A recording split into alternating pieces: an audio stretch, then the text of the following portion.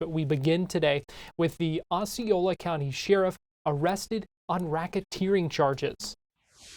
It begs the question of why would he do it?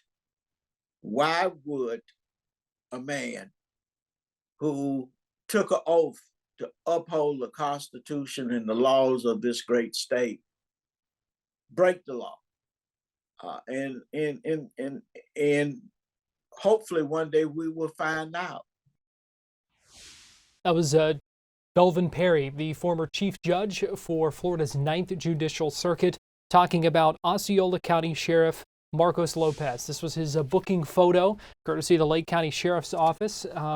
Sheriff Lopez arrested today, booked into the Lake County Jail on charges of racketeering and conspiracy to commit racketeering. There was a state investigation led by the Florida Department of Law Enforcement and Homeland Security Investigations. And according to the Attorney General and the Office of Statewide Prosecution, they say it uncovered a criminal organization that was operating an illegal gambling enterprise centered mainly in Lake and Osceola counties, and that investigators say generated more than $21 million in illicit proceeds. This now is Christopher Blackman. He has been named to fill the position of Osceola County Sheriff after Governor DeSantis today issued an executive order suspending Sheriff Lopez from that position. Blackman here is the Central Region Chief for Florida Highway Patrol, now stepping in as Osceola County Sheriff. So a lot of questions here as this story continues to develop. We also wondered, how is he going to be treated in jail? What happens now to some other Osceola County cases? And what will this case against Lopez look like moving forward? Those were questions I posed to Judge Belvin Perry, just a little bit ago when we spoke.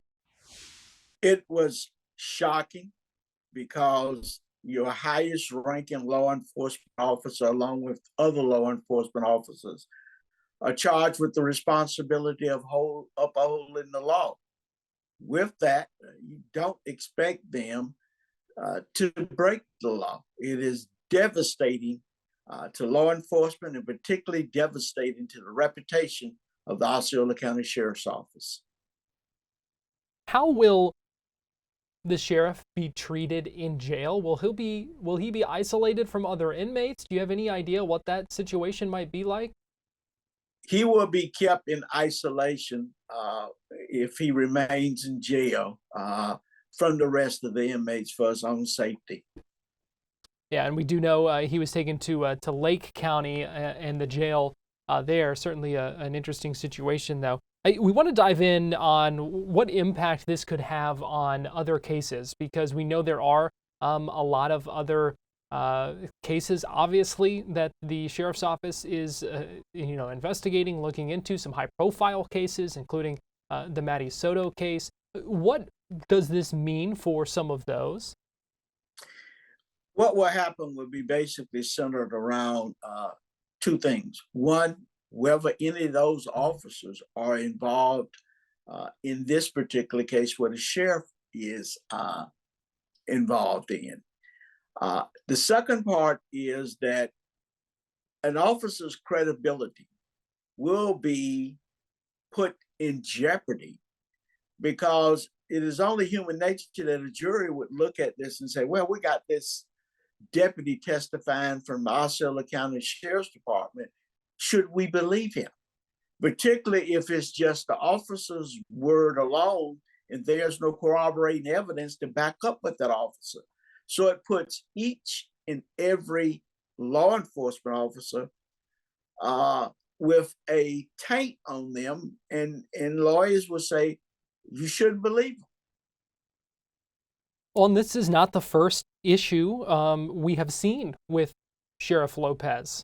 And so I think that credibility question would be something that defense attorneys could really kind of push and lean into.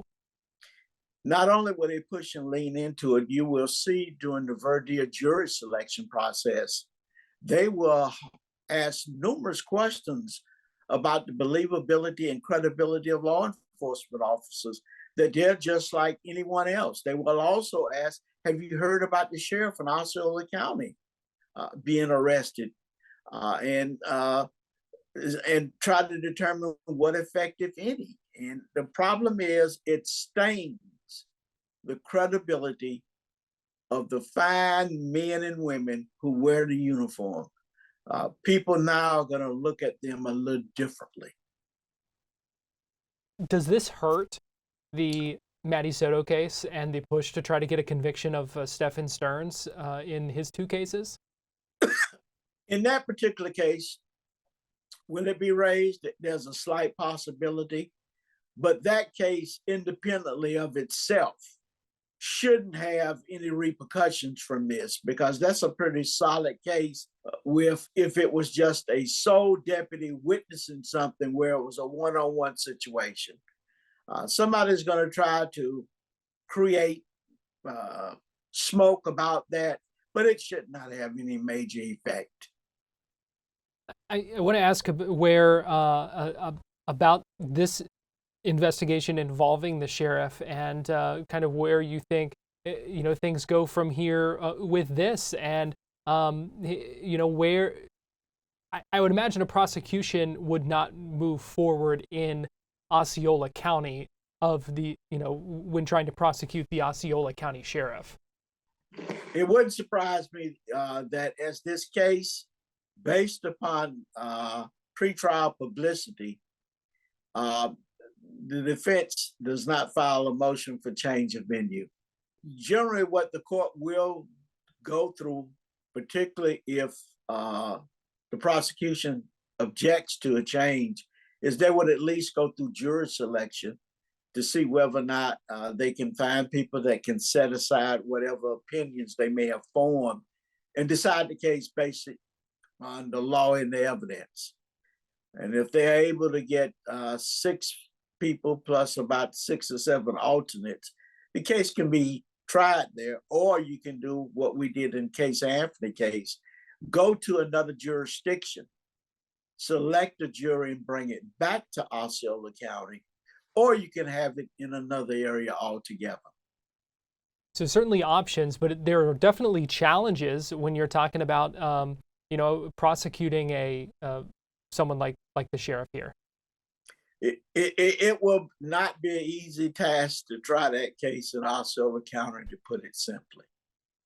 Well, the sheriff expected to make his first appearance in court tomorrow morning in Lake County.